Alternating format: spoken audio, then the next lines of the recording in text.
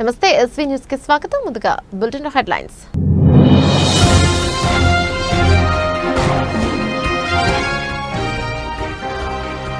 శ్రీ మహాత్మా బసవేశ్వర జయంతోత్సవ కార్యక్రమంలో ఆయన జయంతి రోజున 10వ తరగతి ఫలితాలు విడుదల చేసుకోవడం ముఖ్యమంత్రి రేవంత్ రెడ్డి.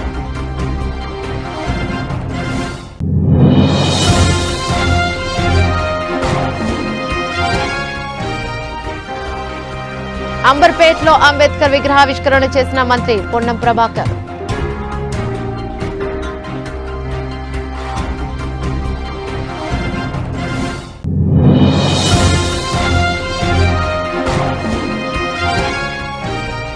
కనహా శాంతి భవన్ లో తెలంగాణ గవర్నర్ జిష్ణుదేవ్ వర్మ బాబూజీ వనాన్ని ప్రారంభించిన గవర్నర్.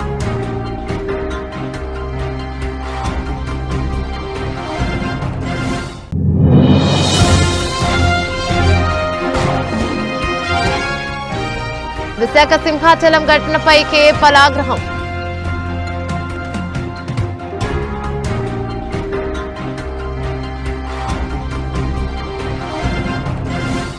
శ్రీ మహాత్మా బసవేశ్వర జయంతోత్సవ కార్యక్రమంలో ముఖ్యమంత్రి Revanth Reddy speech scrolling points. 12వ శతాబ్దంలోనే సమాజంలో అనేక మార్పులకు పునాదులు వేసిన విప్లవకారుడు బసవేశ్వరుడు. ఆయన జయంతి రోజున 10వ తరగతి ఫలితాలు విడుదల చేసుకోవడం సంతోషం.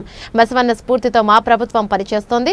కుల మత లింగ వివక్షకు వ్యతిరేకంగా పోరాడిన అభ్యుదయవాది బసవేశ్వరుడ స్ఫూర్తితోనే పంచాయతీరాజ్ పార్లమెంటరీ వ్యవస్థను మనం తెచ్చుకున్నాం. ప్రతి మనిషి గౌరవంగా బతికేలా ప్రభుత్వాలు ప్రణాళికలు రూపొందించాలి.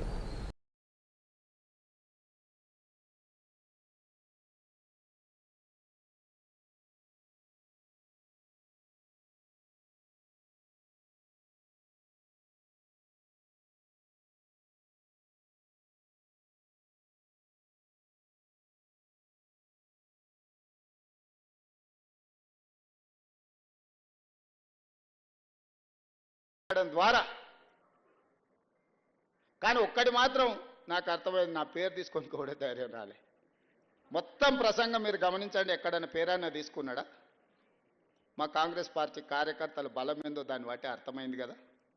అందుకే ఈరోజు అంబర్పేటలో అంబేద్కర్ విగ్రహావిష్కరణ చేసిన మంత్రి పొన్నం ప్రభాకర్. కార్యక్రమంలో పాల్గొన్న కాంగ్రెస్ సీనియర్ నేత వి హనుమంతరావు, ఏఐసిసి సెక్రటరీలు Vishnunath, cantonment MLA Shri Ganesh, CPI జాతీయ కార్యవర్గ సభ్యులు చాడ వెంకటరెడ్డి, టిపిసిసి సెక్రటరీ శంబల ఉషశ్రీ శ్రీకాంత్ గౌడ్, ఇతర ముఖ్య నేతలు. మంత్రి పొన్నం ప్రభాకర్ డాక్టర్ బాబాసాహెబ్ అంబేద్కర్ విగ్రహాన్ని అంబర్పేట చౌరస్తాలో బలహీన వర్గాల నాయకుడు, యువజన కాంగ్రెస్ రాజకీయాల నుండి అనేక పదవులు పొంది అఖిల భారత ఎంపీల ఫోరం అధ్యక్షుడిగా చేసిన హనుమంతరావు నాయకత్వంలో అంబేద్కర్ విగ్రహాన్ని ఆవిష్కరణ చేసుకున్నాం. బాబాసాహెబ్ అంబేద్కర్ స్ఫూర్తిగా మనం శపథం తీసుకుని ప్రజాస్వామ్యం ఉండాలి, ప్రగతిశీల భావాలు ఉండాలి, రాజ్యాంగాన్ని పరిరక్షించుకోవాలి, స్వేచ్ఛ న్యాయ పేరుతో అందరూ సమానంగా ఉండాలని పిలుపుస్తున్నారు. ఇక మనమంతా దిశగా పోవాలి. హనుమంత అన్నకి ధన్యవాదాలు, అభినందనలు తెలిపిన పొన్నం ప్రభాకర్.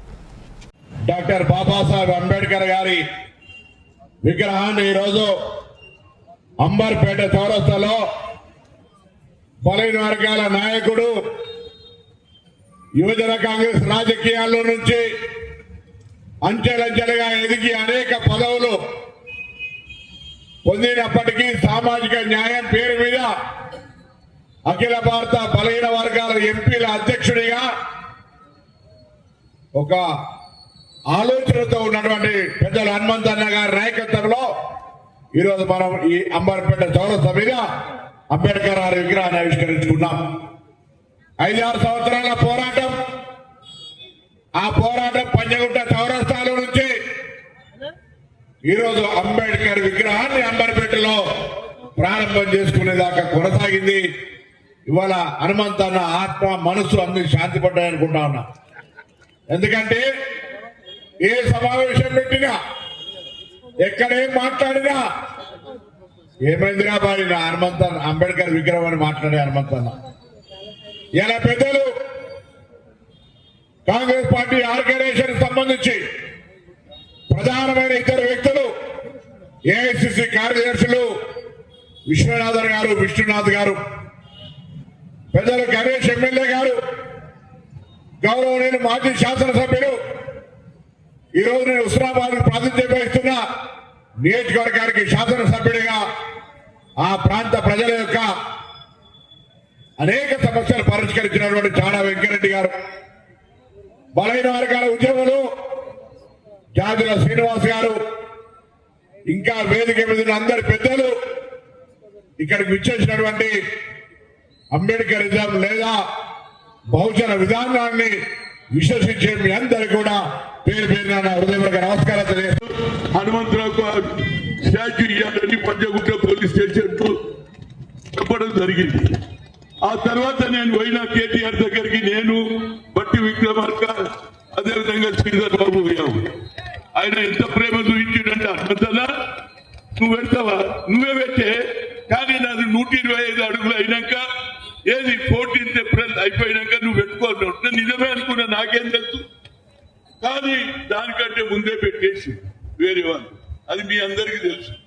ఇక ఎక్కడ పెట్టాలి నేను అనుకున్నాను, హైకోర్టు ఉన్నది, అదేవిధంగా చార్మినార్ ఉంది, అక్కడ పెడదామని ఉండే ఏది చౌరస్తా మీద, కానీ అది కూడా కాలే. కానీ ఇక్కడ ఉన్నటువంటి మిత్రులు మా బడుగు బలహీన వర్గాలు బడుగు ఎస్సీ బీసీలు అందరు పోయిండ్రు. అన్నంతలా నువ్వు మహాత్మా జ్యోతిరావు పూలే పెట్టినవు. 2008లో రాజశేఖర రెడ్డి ముఖ్యమంత్రి, అదేవిధంగా సింహాచలం ఘటనపై కేఏ పాల్ ఆగ్రహం. సింహాచలం సన్నిధిలో గోడకూలి 7 భక్తుల మృతి చెందిన ఘటనపై ప్రజాశాంతి పార్టీ అధ్యక్షుడు కేఏ పాల్ స్పందించారు. ఆలయాల్లో మౌలిక వసతులు కల్పించకుండా భక్తులకు టికెట్లు విక్రయించి వేల కోట్ల రూపాయలు వసూలు చేస్తున్న ప్రభుత్వం భక్తుల భద్రతను గాలికి వదిలేసిందని ఆరోపించారు. తిరుపతి, సింహాచలంతో పాటు రాష్ట్రంలో అనేక ఘటనలు జరుగుతున్నా ప్రభుత్వం స్పందించడం లేదని సీఎం చంద్రబాబు, ఉప ముఖ్యమంత్రి పవన్ కళ్యాణ్లు ఏం చేస్తున్నారంటూ కేఏ పాల్ ఆగ్రహాన్ని వ్యక్తం చేశారు. విశాఖపట్నం సింహాచలం టెంపుల్లో ఎంత దారుణం! 7-8 మంది గోడ పడిపోతే చనిపోవడం ఏంటి? ఈ రాజకీయ నాయకులు చంద్రబాబు నాయుడు, ఉప ముఖ్యమంత్రి పవన్ కళ్యాణ్ ఏం చేస్తున్నారు? అప్పుడేమో తిరుపతిలో అనేక మంది చనిపోయారు. 300, 1000 రూపాయలు, 1500 రూపాయలు టికెట్లు కలెక్ట్ చేసి వేల కోట్లు సంపాదిస్తున్నారే. మరి కొన్ని కోట్ల రూపాయలు ఖర్చు పెట్టి ఇవన్నీ రిపేర్లు, మరమ్మతులు చెయ్యొద్దా? ఇంకో వర్షాకాలం వస్తే ఇంకెన్ని టెంపుల్ అందుకనే లడ్డూ వివాదం టైంలో నేను సుప్రీంకోర్టుకి వెళ్ళి ఈ టెంపుల్స్ కూడా చర్చెస్ లాగే, మాస్క్ లాగే హిందూ ప్రీస్టులకి కమిటీలు వేయండి, రాజకీయంకు దూరంగా ఉంచండి అన్నారు. డిమాండ్ చేద్దాం, ఫైట్ చేద్దాం, మనల్ని మనం కాపాడుకుందాం. Thank you very much. Video share చేయండి. రంగారెడ్డి జిల్లా షాద్నగర్ నియోజకవర్గం నందిగామ మండలంలోని కంచ శాంతివనంలో రామచంద్ర మిషన్ వ్యవస్థాపకులు బాబూజీ 125 సంవత్సరాల జయంతి వేడుకల సందర్భంగా నూతనంగా ఏర్పాటు చేసిన బాబూజీ వనాన్ని గవర్నర్ జిష్ణుదేవ్ వర్మ ప్రారంభించారు. అనంతరం బాబూజీ స్మృతులతో ఏర్పాటు చేసిన ఎగ్జిబిషన్ ని సందర్శించారు.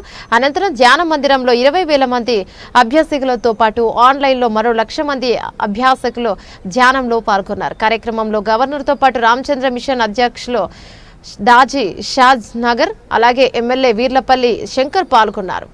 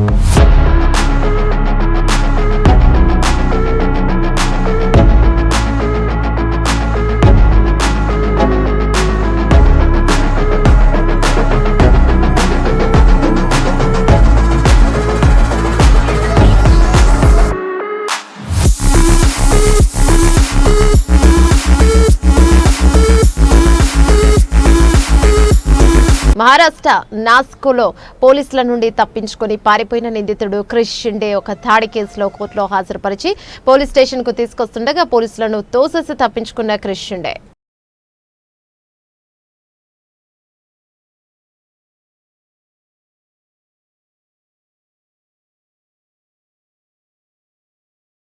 డిప్యూటీ సీఎం బట్టి ఇలాకాలో కాంగ్రెస్ కార్యకర్తలకే ఇందిరమ్మ ఇండ్లు ఇస్తున్నారంటూ అధికారులపై గ్రామస్తులు ఆగ్రహం.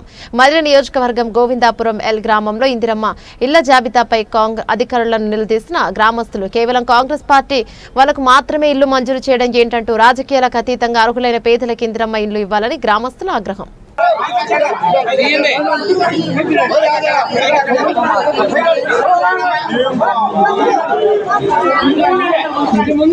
చేస్తున్నారు కాంగ్రెస్ ప్రభుత్వం అండి వైఖరి, కాంగ్రెస్ ప్రభుత్వం అండి వైఖరి. అర్హులైన పేదలందరికి ఇల్లు, అర్హులైన పేదలందరికి ఇల్లు, అర్హులైన పేదలందరికి ఇల్లు, అర్హులైన పేదలందరికి ఇల్లు. కాంగ్రెస్ ప్రభుత్వం అండి వైఖరి, కాంగ్రెస్ ప్రభుత్వం అండి వైఖరి, కాంగ్రెస్ ప్రభుత్వం అండి వైఖరి, కాంగ్రెస్ ప్రభుత్వం అండి వైఖరి. పేదలందరికి ఇల్లు, పేదలందరికి ఇల్లు, పేదలందరికి ఇల్లు. ఓట్లేసుకొని గెలిపించుకున్నాడు.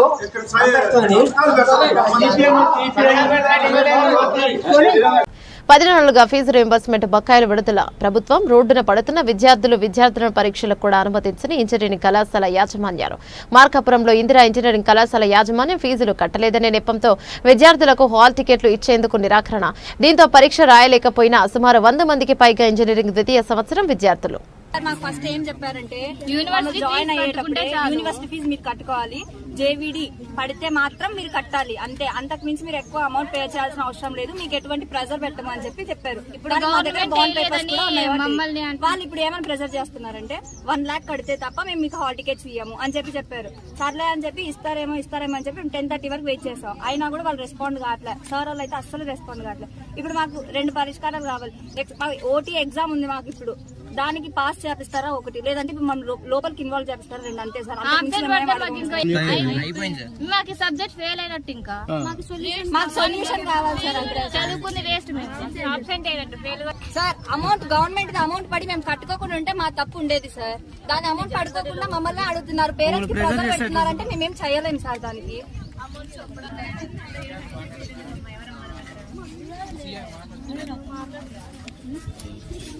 పార్ట్ టైం అధ్యాపకులు ఉద్యోగ భద్రతకై 9వ రోజులో భాగంగా మహాధర్నా కార్యక్రమాన్ని all Telangana part time teachers association ఆధ్వర్యంలో నిర్వహించడం జరిగింది. కార్యక్రమానికి ముఖ్య అతిథిగా విచ్చేసిన మల్కాజ్గిరి పార్లమెంట్ సభ్యులు ఈటెల రాజేందర్ హాజరై ప్రసంగిస్తూ ఎద్దు ఏడ్చిన వ్యవసాయం ఉండదు, రైతు ఏడ్చిన రాజ్యం ఉండదు, బడి చెప్పే పంతులు రోడ్లకు ఎక్కించిన పాలన ఆగదని వివరించారు. ప్రతిపక్షంలో ఉన్నప్పుడు పెద్ద పెద్ద మాటలు మాట్లాడడం, రెచ్చగొట్టడం ప్రజానాయకుని లక్షణం కాదని తెలియజేస్తూ అధికారంలోకి వచ్చాక ప్రజల మేలు గురించి ఆలోచించే నాయకత్వమే సుదీర్ఘ కాలం వర్ధిల్లుతుందని వివరించారు.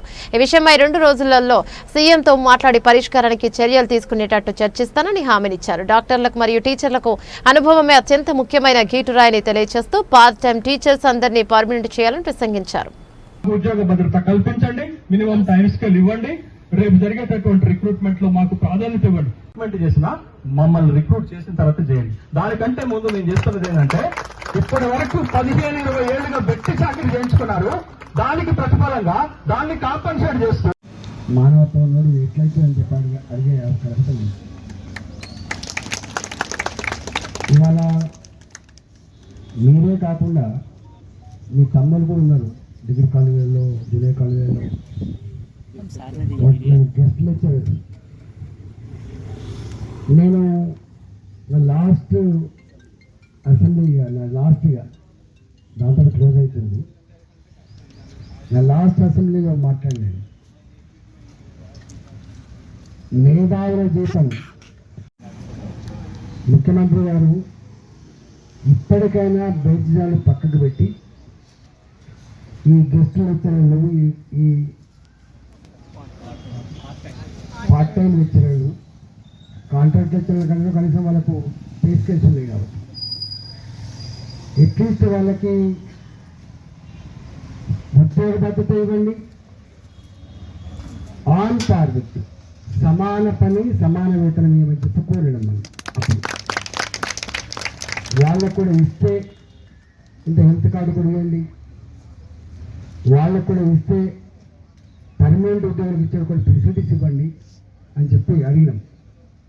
ముఖ్యమంత్రి గారు లేచినప్పుడు అవును నిజమే మీరు చెప్పింది న్యాయబద్ధమైంది, రాజేంద్ర గారి సూచనల మేరకు ఆయన అనుభవం ఎక్కువ ఉంటుంది కాబట్టి మీరు మంత్రులుగా మాట్లాడి మీ సమస్యలు పరిష్కరించమని చెప్పినప్పుడు సంతోషపడ్డాను నేను. అప్పుడంతా రాజకీయ ఉపన్యాసాలు నడుస్తుంటే నేను ఈయన ఎత్తుకున్నప్పుడు ఆయన ఇచ్చిన మాట, కానీ ఆయన చేయలే. మన ప్రజా పరిపాలన ఇవాళ నడుస్తున్న ప్రజా పరిపాలన కనీసం వీళ్ళన్నా రెక్టిఫై చేస్తారేమని చెప్పి భావించడం 16 నెలలు అవుతుంది, కాలే. అయితే ఒక బాధ అనిపించే అంశం ఏంటంటే, మేము ఇవాళ ఎట్లయితే మాట్లాడుతున్నామో మాలాగానే మాట్లాడే అనేక మంది మేధావులు పెద్దలు ఆ ప్రభుత్వంలో సలహాదారులుగా ఉన్నారు, బాధ్యతగా ఉన్నారు. నేనేమంటున్నా, అధికారం లేనప్పుడు మాట్లాడడం, అధికారం రాగానే నోరు మూసుకోవడం మేధావితనం కాదు, అది పచ్చి అవకాశవాదం అవుతుంది. నేను ఒకసారి నా 2 అనుభవాలు చెప్తా. జిహెచ్ఎంసీలో కార్మికులు సమ్మె చేస్తున్నారు. ఫస్ట్ సమ్మె వాళ్ళని అనుకుంటున్నా, నాకు తెలిసి 2015లో మేమే ఆ సంఘం పెట్టించినాం, మేమే గెలిపించినాం. తెలంగాణ వస్తే బంగారు తెలంగాణ అంటే వాళ్ళు అనుకున్నారు 3,000 4,000 జీతం పెరుగుతాయని చెప్పి భావించి ఫస్ట్ పోరాటం చేసింది. మీకు ఐడియా ఉండుంటుంది. 15 విశ్వవిద్యాలయాల్లో పనిచేస్తున్నటువంటి 850 మంది పార్ట్ టైం లెక్చరర్లను క్రమబద్ధీకరించాలని ఈరోజు పెద్ద ఎత్తున మహాధరణ జరుగుతుంది. ప్రభుత్వం వివిధ ప్రభుత్వ కాలేజీల్లో జూనియర్ కాలేజీలో పనిచేసే లెక్చరర్లని పర్మనెంట్ చేసేది, కానీ పార్ట్ టైం వాళ్ళను వీళ్ళని చేయకపోవడం అనేది చాలా దుర్మార్గం. సుప్రీంకోర్టు తీర్పు సమాన పనికి సమాన వేతనం ఉంటే కూడా వీళ్ళకి 15 గంటల జీతం మాత్రం ఇస్తున్నారు, ఉద్యోగ భద్రత లేదు, అదర్ బెనిఫిట్స్ లేవు, రిటైర్మెంట్ బెనిఫిట్స్ కాదు, ఫ్యామిలీ హెల్త్ బెనిఫిట్స్ కానీ ఇతర బెనిఫిట్స్ ఏవి లేకుండా వీళ్ళని నిలువున శ్రమదోపిడికి గురి చేస్తున్నారు. ఇది చాలా దుర్మార్గం. వెంటనే ప్రభుత్వం, ముఖ్యమంత్రి గారు జోక్యం తీసుకొని ఈరోజు అన్ని యూనివర్సిటీలో కలిసి 3,000కి పైగా వేకెన్సీలు ఉన్నాయి, భర్తీ చేయడానికి సన్నాహాలు చేస్తున్నారు. మొదట 15 ఏళ్ళు 20 ఏళ్ళ నుంచి పనిచేస్తున్నారు. వీళ్ళ అనుభవం, విషయాల పరిజ్ఞానం, వీళ్ళు బుక్కులు రాస్తున్నారు, థీసిస్ రాస్తున్నారు, పిహెచ్డీలు ఇస్తున్నారు, విశేష పరిజ్ఞానం ఉంది. వీళ్లకు మించి ఇక కొత్తలో వచ్చేమన్నా చేసేదేమి ఉండదు. కాబట్టి వైద్యం లోపల విద్య లోపల అనుభవానికి మించినటువంటిది వేరే లేదు. కాబట్టి విశేష పరిజ్ఞానము, విషయ పరిజ్ఞానము, అనుభవం ఉన్నటువంటి పార్ట్ టైం లెక్చరర్లను వెంటనే పర్మనెంట్ చేయాలని చెప్పి ప్రభుత్వానికి నేను విజ్ఞప్తి చేస్తున్నా. వీరికి పూర్తి మద్దతు ప్రకటిస్తున్నాం. వీళ్ళని భర్తీ చేస్తూ మిగతా పోస్టులకు భర్తీ చేయాలని చెప్పి డిమాండ్ చేస్తున్నాం. జమ్మూ కాశ్మీర్లోని పహల్గాంలో ఉగ్రవాదులు దుశ్చర్యలకు పాల్పడటం అత్యంత ఏమైన చర్యని దేవరకొండ పట్న ఆర్యవైశ్య సంఘం సభ్యులన్నారు. ఉగ్రమూకలు పహల్గాంలోని పర్యాటక స్థలంలో సుమారు 28 మంది భారతీయ పౌరులను అత్యంత కిరాతకంగా కాల్చి చంపడాన్ని నిరసిస్తూ దేవరకొండ పట్న ఆర్యవైశ్య సంఘం ఆధ్వర్యంలో ఉగ్రవాదం నశించాలి అంటూ మంగళవారం రాత్రి దేవరకొండ శ్రీ కన్యకా పరమేశ్వరి దేవాలయం నుండి బస్టాండ్ సెంటర్ వరకు కొవ్వొత్తులతో నిరసన ర్యాలీ నిర్వహించారు.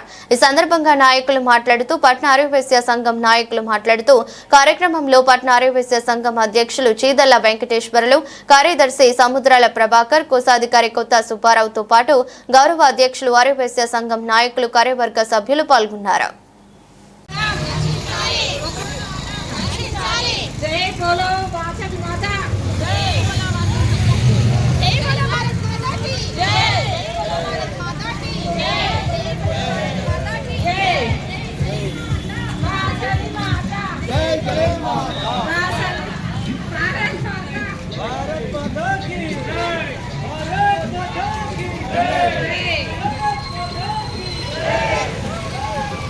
జాబ్ వచ్చింది.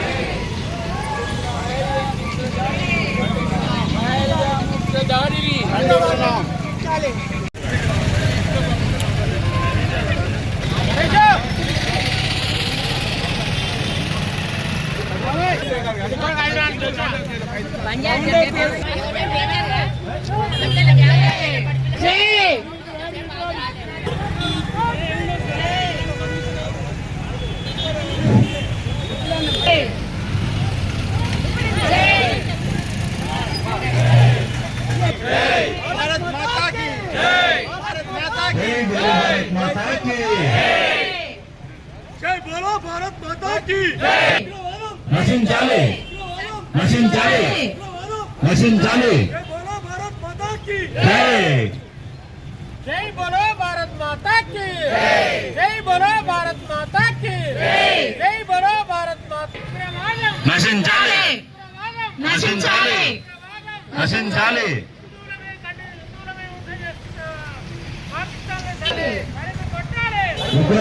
కొట్టాలి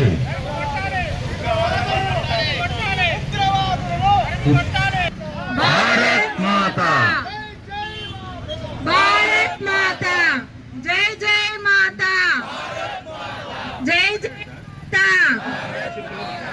జై మాతా జై జై మాతా జై జై మాతా పాకిస్తాన్ నుంచి వచ్చినటువంటి ముస్లిం గుండాలు ఉగ్రవాదులు వీళ్ళు హిందువుల ముస్లింల అని చెప్పేసి అని బట్టలు విప్పి మరీ పాశవికంగా 26 మందిని పొట్టన పెట్టుకున్నారు. ఒక్క వ్యక్తి శరీరంలో 42 గుళ్ళు. అంటే వాళ్ళు ఎంత దుర్మార్గంగా ప్రవర్తించారో ఒకసారి ఆలోచన చేయాలా. హిందూ అయితేనే చంపుతున్నారు, వేరే ఎవరైనా చంపట్లే. కారణం హిందువులను అంతమొందించాలనేటువంటి కుట్ర. ఆ యొక్క కుట్రలో భాగంగా జమ్మూ కాశ్మీర్లో కేంద్ర ప్రభుత్వం ఎన్నికలు నిర్వహించి ప్రజాస్వామ్యబద్ధంగా పరిపాలన ఉండాలన్నటువంటి ఉద్దేశంతో అక్కడ ఎన్నికలు నిర్వహించి ప్రజాస్వామ్య ప్రభుత్వాన్ని ఏర్పాటు చేశారు. అయినా అక్కడ కొంతమంది ముస్లింలు ఆ ఉగ్రవాదులను చేరదీసి వారికి స్థానం కల్పించి పహల్గాం అనేటువంటి గ్రామంలో 15 రోజులు రెక్కి నిర్వహించి మనం ఎక్కడ దాడి చేసి ఎక్కడ వెళ్ళిపోవాలా, మిలిటరీకి దొరకొద్దు, పోలీసుకు దొరకొద్దు. 24 ఏప్రిల్ నాడు ప్రశాంత వాతావరణంలో ఉన్నటువంటి పరిస్థితుల్లో అక్కడ హిందువులపైన దాడి చేసి పాశవికంగా 26 మందిని హత్య చేశారు. దానికి నిరసనగా మీరు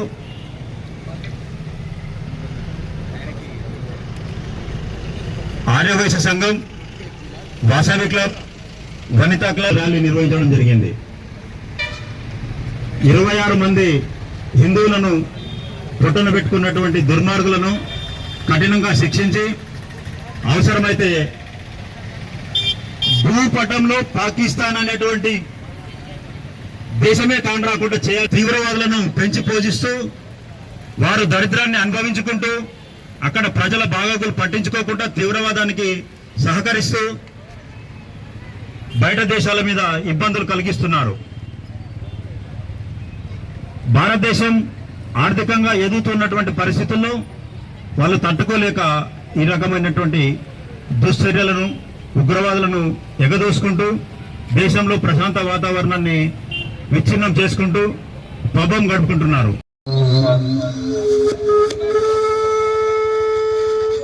హలో భారత్ మాతా కీ భారత్ మాతా కీ భారత్ మాతా కీ భారత్ మాతా కీ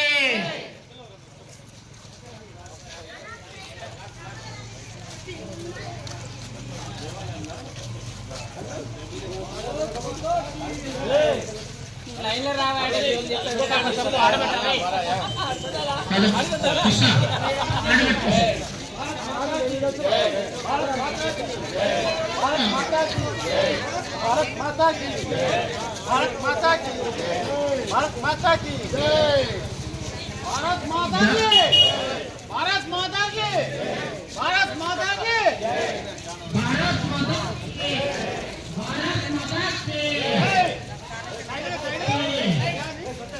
బులెటిన్ ముగించే ముందు హెడ్లైన్స్ మరోసారి.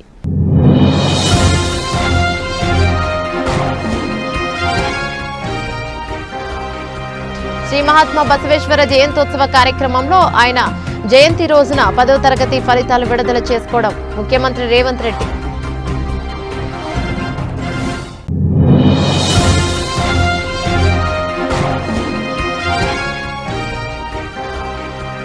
అంబర్పేటలో అంబేద్కర్ విగ్రహావిష్కరణ చేసిన మంత్రి పొన్నం ప్రభాకర్.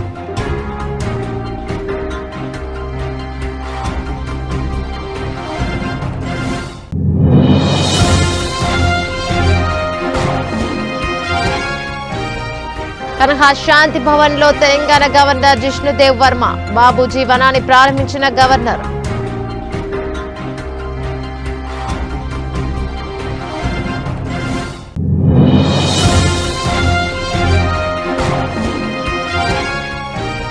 విశాఖ సింహాచలం ఘటనపై కేఎఫ్ఎల్ ఆగ్రహం.